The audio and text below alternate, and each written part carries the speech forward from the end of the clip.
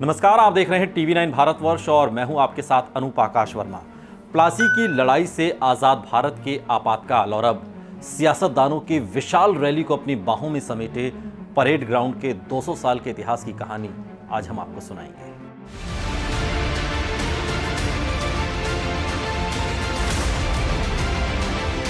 पांच राज्यों के साथ ही पश्चिम बंगाल में चुनावी शंखनाद के बाद कोलकाता का परेड ग्राउंड एक बार फिर सुर्खियों में है। इस ब्रिटिश कालीन परेड ग्राउंड ने लोकसभा चुनाव 2019 से पहले सबसे बड़ी विपक्षी रैलियों की मेजबानी की। अब ये ग्राउंड एक बार फिर से अपना नाम इतिहास में दर्ज कराने के लिए तैयार है। भारत की आजादी से पहले यहाँ राजनीतिक रैलियों का आयोजन होता रहा है, लेकिन 1955 में वामपंथी दलों ने सोवियत नेता निकिता और निकोलाई बुल्गानिन का स्वागत किया। कोलकाता का ये परेड ग्राउंड अपने अंदर एक लंबा इतिहास समेटे हुए है।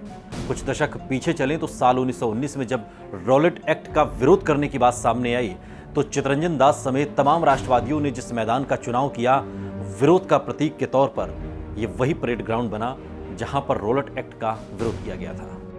अंग्रेजों ने 1757 में प्लासी के युद्ध में विजय हासिल की थी और इसके एक साल बाद कोलकाता में अपनी विजय की याद में अंग्रेज सेनाओं के ठहरने के लिए फोर्ट विलियम बनवाया गया। इसी फोर्ट विलियम के सामने का मैदान सेनाओं के परेड में इस्तेमाल होने लगा। बाद में यह मैदान परेड ग्राउंड या ब्रिगेड ग्राउंड के नाम से मशहूर हो गया। यह मैदान अब भारतीय सेना के नियंत्रण में है और जिसका पूर्वी कमान मुख्यालय फोर्ट विलियम है। लेकिन देश को आज़ादी मिलने के बाद इस मैदान का इस्तेमाल कई राजनीतिक कार्यक्रमों में होने लगा, सरकारी कार्यक्रमों में होने लगा। इस मैदान में तमाम चुनावी रैलियों का आयोजन हुआ।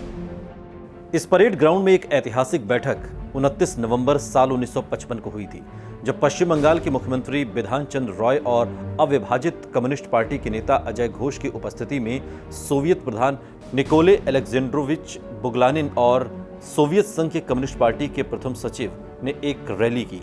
इसमें बड़ी संख्या में लोग पहुंचे थे। अगर उस रैली को जनसैलाब कहा जाए तो ये कम नहीं होगा, क्योंकि उन्हें तत्कालीन प्रधानमंत्री जवाहरलाल नेहरू द्वारा सम्मानित किया गया था। और इसके बाद 6 फरवरी साल 1972 करीब 10 लाख लोगों के साथ बने नए बांग्लादेश के नेता शेख मुजीबुर रहमान और तत्कालीन प्रधानमंत्री इंदिरा गांधी ने इसी परेड ग्राउंड से एक विशाल जनसभा को संबोधित किया था। ये वो दिन थे जब पश्चिम बंगाल में जुनून ज्यादा था, जहां लोगों ने पूर्वी पाकिस्तान में स्वतंत्रता संग्राम के साथ एकजुटता महसूस की थी। इस रैली में बोंगो बोंधु मुजीबुर रहमान ने जय भारत जय बांग्ला का नारा बुलंद किया था और अपने देश को आजाद कराने के लिए भारतीय सैनिकों द्वारा दिए गए खून पसीने के लिए अपना आभार व्यक्त किया था।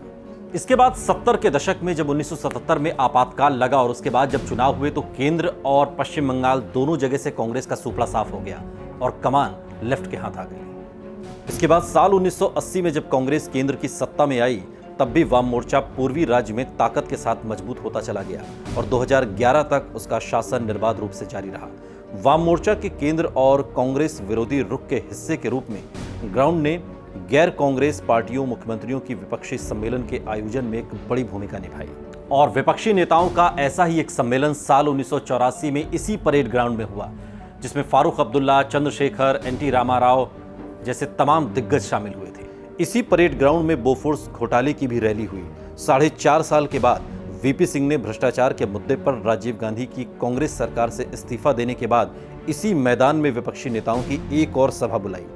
उन्होंने बोफोर्स तोप सौदे में किकबैक का आरोप लगाया और एक बड़ी जीत हासिल की।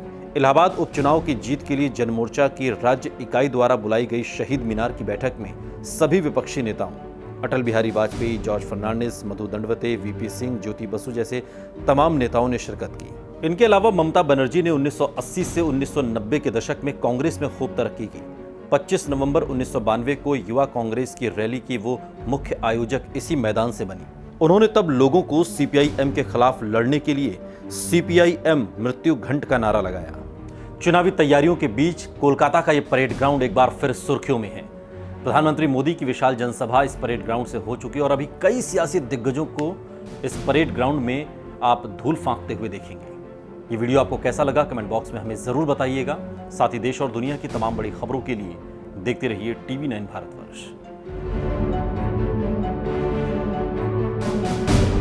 फिक्र आपकी, सोमवार से शुक्रवार रात 9 बजे सिर्फ टीवी9 भारतवर्ष पर।